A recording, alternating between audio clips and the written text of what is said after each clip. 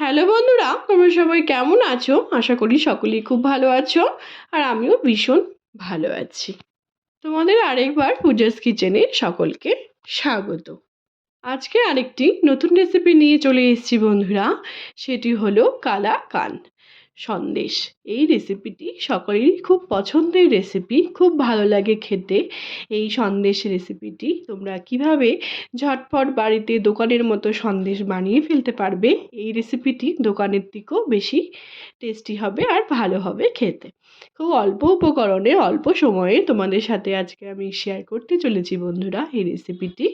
তোমরা ছানা দিয়েও করতে পারো, এটিকে দুধটি জাল করে ছানা করে, আবার এটিকে পনির দিয়েও তোমরা করতে পারো। কিন্তু তোমরা কিভাবে করলে সহজ পদ্ধতিতে খুবই অল্প উপকরণে ঝটপট এই সন্দেশটি বাড়িতে টেস্টি টেস্টি সন্দেশ বাড়িতে বানিয়ে নেবে, তোমাদের সাথে আজকে আমি সেটাই শেয়ার করতে চলেছি। তাহলে চলো শুরু করি। দেখো, আমি এখানে পনির দিয়ে সন্দেশটি তৈরি করব। 750 গ্রাম আমি পনির নিয়ে নিয়েছি। এবার পনিরটিকে ভালো মতো করে একটি গ্রেটারের সাহায্যে আমি গ্রেট করে নেব আস্তে আস্তে। তারপর তোমরা নেক্সট স্টেপ দেখো।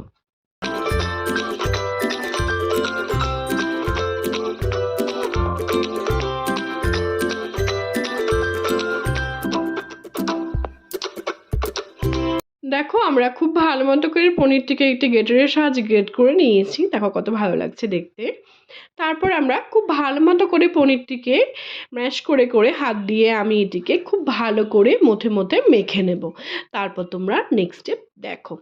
খুব ভালো মতো করে মাখতে হবে, না হলে আমাদের সন্দেশটি খেতে ভালো হবে না আর দেখতেও ভালো হবে না। খুব ভালো মতো করে যেভাবে আমি মাখছি তোমরাও সেভাবেই মাখার চেষ্টা করবে। খুব ভালো মতো করে আমি মেখে নিয়েছি দেখো। তারপর আমরা এটিকে আবার আধা ঘন্টার জন্য রেখে দেব। আধা ঘন্টার জন্য রেখে দেওয়ার পর আমরা আবার এটিকে হাত দিয়ে খুব ভালো মতো করে মথে নেব। আমি এটিকে দুবার মেখেছি, তোমরাও চেষ্টা করবে এটিকে দুবার মাখার।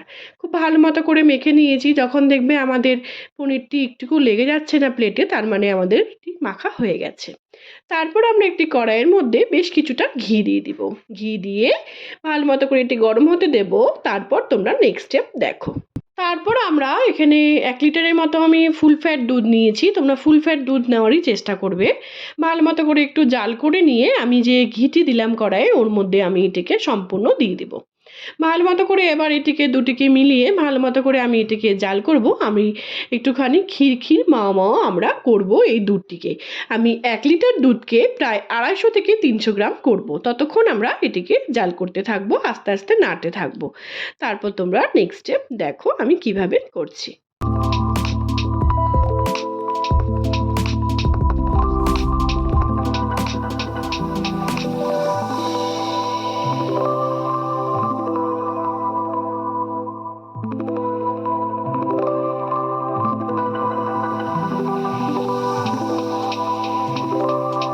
এটিকে আমাদের বারবার করে নাড়তে হবে, না হলে অনেক সময় নিচে লেগে যাওয়ার ভয় থাকবে, এটি খেতে ভালো হবে না।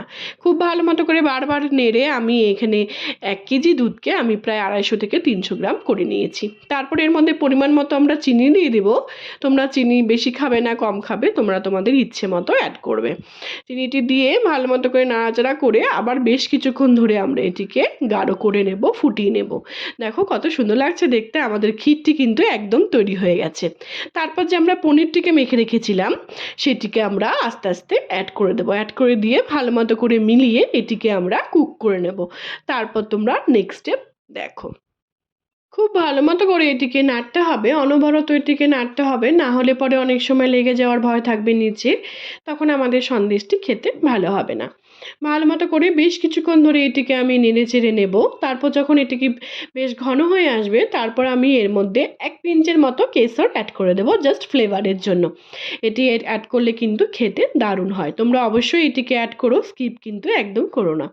তারপর এর মধ্যে আমি 5-6টা ছোটো এলাচ আমি এর মধ্যে ক্রাশ করে দিয়ে দিয়েছি। তোমরা গুঁড়োও দিতে পারো তোমাদের ইচ্ছে হলে। আর দেবো গুঁড়ো দুধ, বেশ কিছুটা আমি এখানে গুঁড়ো দুধ দিয়ে দিয়েছি। ভালো মতো করে নাড়াচাড়া করে এর মধ্যে আমি কিছু ড্রাই ফ্রুট অ্যাড করে দেবো। কাজু, কিশমিশ আর আমন্ড আমি ক্রাশ করে দিয়ে দিয়েছি।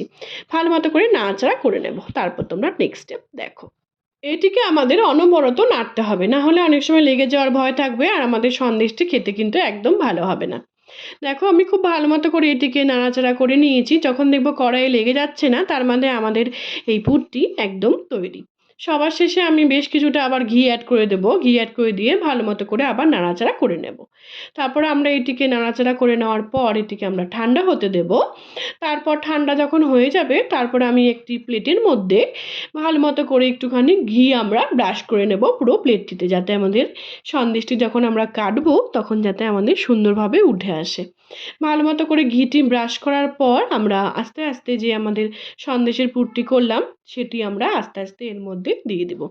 দিয়ে ভালো মতো করে ঠেসে ঠেসে আমি এটিকে ভালো মতো করে এটিকে সেট করে দেব। দেখো আমি কিভাবে সেট করছি, তোমরাও সেভাবে সেট করার চেষ্টা করবে। দেখো আস্তে আস্তে এর মধ্যে একটি স্প্যাচুলারের সাহায্যে বা একটি হাতা খুন্তির সাহায্যে তোমরা এটিকে আস্তে আস্তে হাতের সাহায্যেও করতে পারো। দেখো আমি কিভাবে করছি।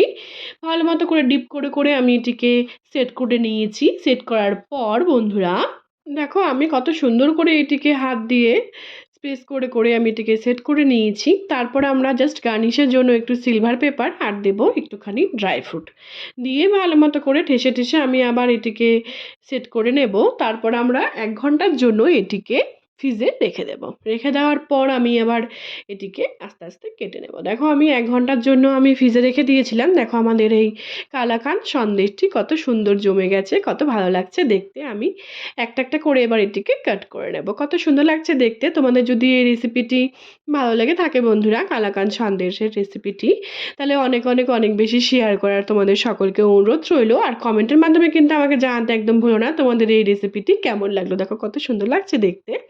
তোমরা অবশ্যই বাড়িতে এবার ট্রাই করে আমাকে জানাবে তোমাদের এই কালাকাঁদ সন্দেশের রেসিপিটি কেমন লাগলো। যদি ভালো লাগে বন্ধুরা তাহলে অনেক অনেক অনেক বেশি শেয়ার করো কিন্তু অবশ্যই। আর আমার ফেসবুকেও আরেকটি রান্নার পেজ আছে সুইট কিচেন দিয়ে, সেটির লিঙ্ক আমি তোমাদের সাথে সবশেষে শেয়ার করে দেবো। সেটিকে ফলো করার আর অনেক অনেক অনেক বেশি শেয়ার করা তোমাদের সকলকে অনুরোধ রইলো। আর কমেন্টের মাধ্যমে কিন্তু আমাকে অবশ্যই জানিও তোমাদের এই রেসিপিটি কেমন লাগলো। সবশেষে আমি একটু গোলাপের পাপড়ি দিয়ে এটিকে জাস্ট গার্নিশ করেছি। দেখো বন্ধুরা কত সুন্দর লাগছে দেখতে। দেখতে যখন এতটা সুন্দর লাগছে বন্ধুরা, তাহলে খেতে নিশ্চয়ই আরও বেশি ভালো লাগবে। তোমরা অবশ্যই বাড়িতে একবার ট্রাই করে আমাকে জানিও তোমাদের এই রেসিপিটি কেমন লাগলো। সবাই ভালো থেকো বন্ধুরা, সুস্থ থেকো। আবার নেক্সট ভিডিওতে দেখা হচ্ছে। টাটা।